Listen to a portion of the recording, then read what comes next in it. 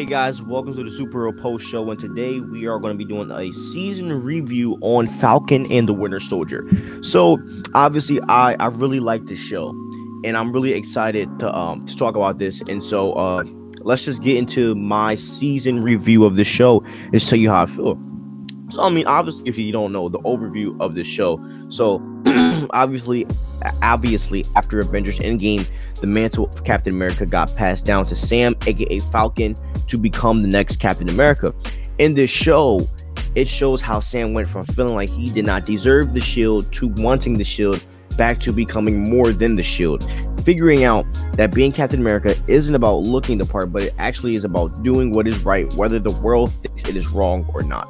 And that is why Steve chose Sam to take the mantle, because Steve knew that Sam is that type of guy to take that extra step to go against the world, to do what he thinks is right.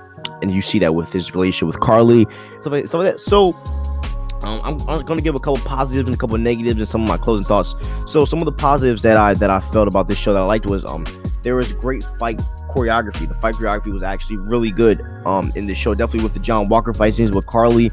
Carly was actually a really astute, a really great combat fighter.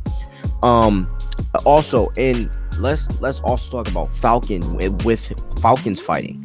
The way the choreographers incorporated his wings with the fighting was really awesome to see. I was really a big fan of that. Another thing that I liked was the costumes. I mean, obviously, John Walker's costume was different from the comics, because in the comics he literally got Captain America's regular costume, and I like how they did like a U.S. agent version just in the USA colors, because we all knew that suit was going to go black and white and red. So I was really hyped to see that as well. That was really awesome. Bucky's progression in this series. I mean, Bucky had to be probably, like, other than Sam, like in the end, getting his mantle. Bucky had to be my second favorite character in the movie. I mean, his progression through this was, so awesome. And not to mention, though, the way they portrayed Bucky just made you fall in love with the character. The movie started out with him having nightmares, and then him, making amends, but he's not really making amends. He's just trying to avenge. And then, the therapist, and then Bucky's emotional thing with Sam about Steve was wrong about you, he was wrong about me. And then it ends with Sam telling Bucky, you're not making amends, you're avenging. You need to tell the people like that you're sorry.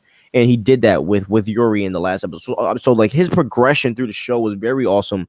Him flirting with Sam's sister. He was very likable. I mean, I really liked Bucky in the show, and I can't wait to see him in future projects as well. Sharon, I think Sharon being so weird and secret and being the power broker is a really cool re-edition of the character. Like I do love Sharon as working for Shield and being like an operative or agent, but I feel like if we got that type of Sharon again, it would have been kind of dry. And I'm glad that we got I'm glad that Sharon has more power and that she's planning to do more, to make money and wreak havoc on the MCU's U.S. government, because you obviously can tell by the end of the movie that she does have an agenda, and I'm really hyped about that too, because I do like the girl that's playing Sharon. So I'm glad that they're going to give her more stuff to do in the MCU. And you never know, she might even pose a possible relationship with Falcon, because they flirted a little bit, so you never know. Another positive is the symbolic actions were great, like the symbols. So like a symbolic action that I saw in the Falcon in the Winter Soldier, and I might have made this up in my own head canon, but check this out, right? So one of my favorite parts is when John Walker and this is really two symbolic actions right here. So one is where John Walker has his fake shield, he's running, then basically the truck with all of the GRC members, remember, it's about to fall off of that platform and fall into the construction site. John Walker had to choose between saving that and going after the Flag Smashers.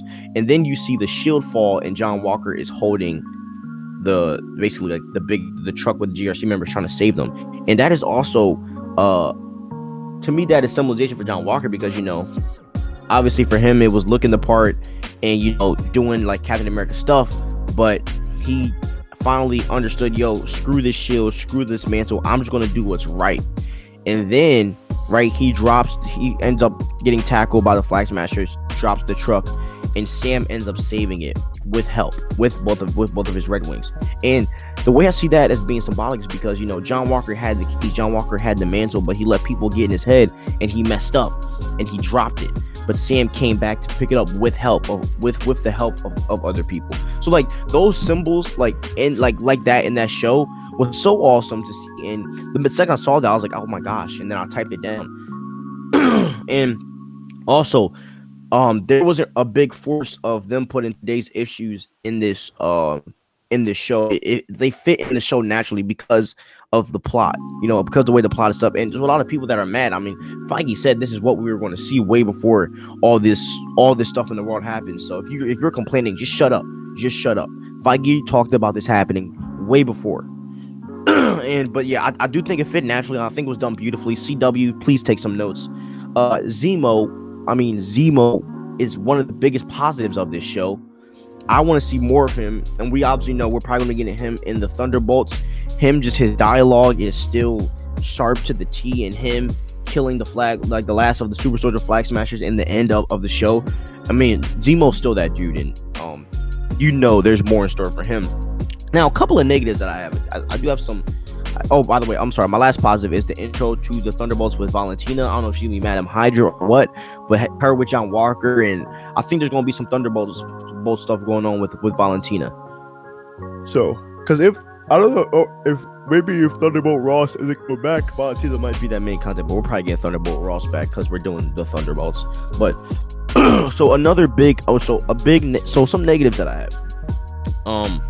I do think that Carly wasn't a convincing villain until the end of the movie.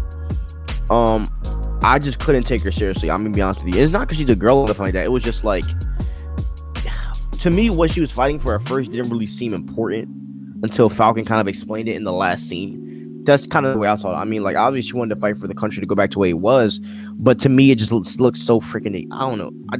It just didn't seem like that important to me. And it was kind of like we got thrusted into why she's doing this and not really digging into her psyche of how she feels. And her and Falcon even had meaningful conversations, but to me, I was still like struggling with trying to figure out like what her motivations were. Until the end, like the last episode, I really understood, and I was like, okay. Or after John Walker killed Homie, that was when I was like, oh, okay, I kind of get how she feels now. And then I started to like, kind of jump into it around the end. There were a lot of pacing issues, in my opinion.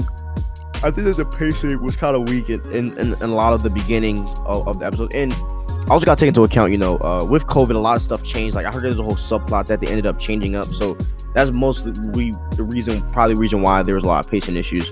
I did not like Batrock's reason for wanting to kill Falcon, which was Falcon made him lose money. I mean, I get you want to have Batrock in here, and I'm actually kind of mad that they killed him.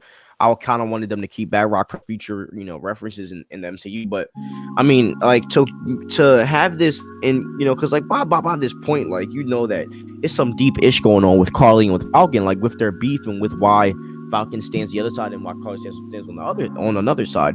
And then you just got Batrock coming in here just saying, I want to kill Falcon, and then when he sees him, you cost me a lot of money. Like that's just so unweighty reason to kill him. And I think that subplot was so stupid.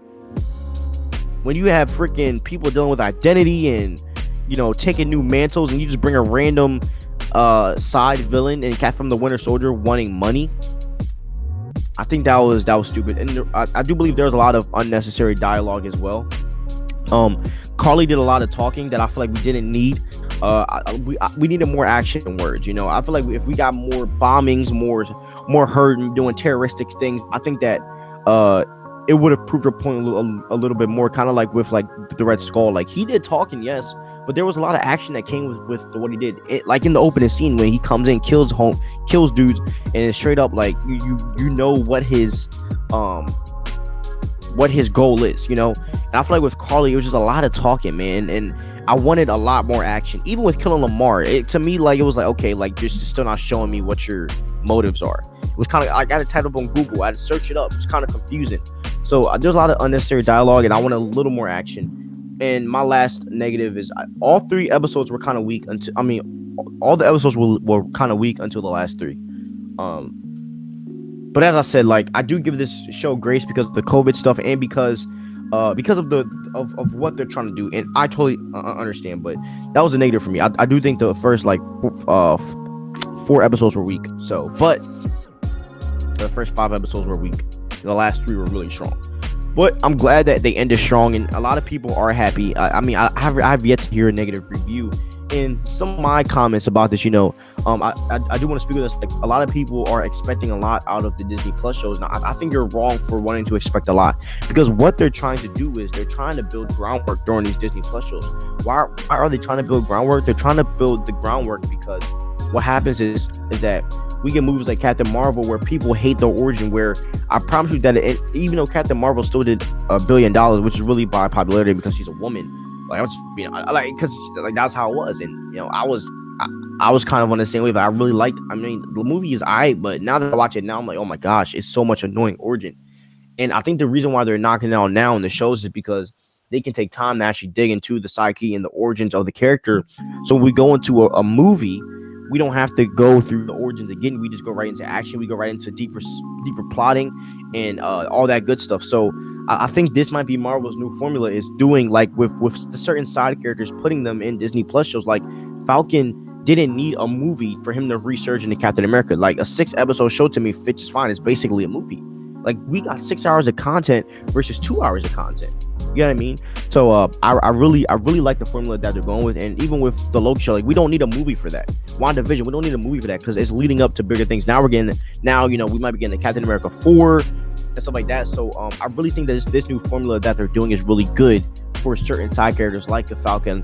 And I think Scarlet Witch isn't a side character anymore, but stuff like that. So I'm really excited for the future of the MCU with shows. And this is a second good solid show that they've done. A lot of people weren't happy with the WandaVision ending. I really wasn't. But for a good solid show, this was actually really great. So, and I'm hyped to see Loki. That's coming up next. But thank you guys for watching and listening. Please subscribe to us on YouTube and hop on our Apple Podcast, because on Apple Podcast we have a full scene by scene Falcon and Winter Soldier review of episode 6. If you want to sit and get a scene by scene review with extra comments and on what's going on and really trying to understand what's happening, go to our podcast and check out our last episode. And we do have a Patreon where we put out extra content, so if you want to hop on that, check that out too. But thank you guys for listening and watching. Have a wonderful day and stay crispy.